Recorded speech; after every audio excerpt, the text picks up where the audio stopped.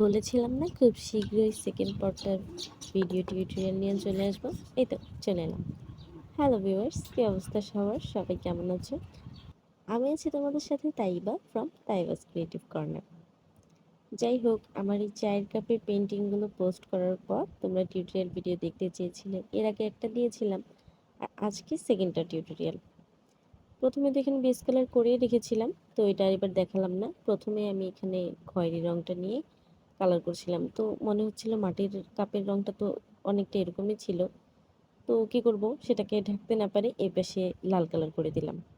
মানে আমার আসলে কোনো ডিজাইন মাথায় আসতেছিল না, তো যা মাথায় আসতেছিল তাই করতেছিলাম। তারপর এইভাবেই এবড়ো থেবড়ো করে এক একটা কালার মন মতো নিচ্ছিলাম আর পেন্টিং করে দিচ্ছিলাম। লালের পরে অলিভ গ্রিন, দেন একদম গাঢ় ডিপ গ্রিন যেটা আছে সেটা করছি। তারপরে এপাশে প্রথমে গ্রিন করছি, সেটার উপর আবার ব্লু করছি। মানে একদম যা ইচ্ছা তাই অবস্থা। মানুষ আসলে কোনো কাজ না পেলে যা হয় না, মানে ওইরকম একটা অবস্থা হয়ে গেছে আমার। যাই হোক, কে এবার দেখতে আসতেছে আর কে এবার বিচার করতে আসতেছে, and you guys please don't জাজ মি। তো এরপর আমি ভাবলাম যে এটার মধ্যে একটু বহু থিম টাইপের কিছু করলে হয়তো দেখতে ভালো লাগবে।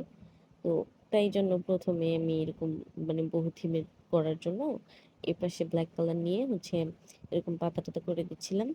অ্যান্ড আনফর্চুনেটলি আমি পুরো কাপটার আর একটা ক্লিপও নিই নাই।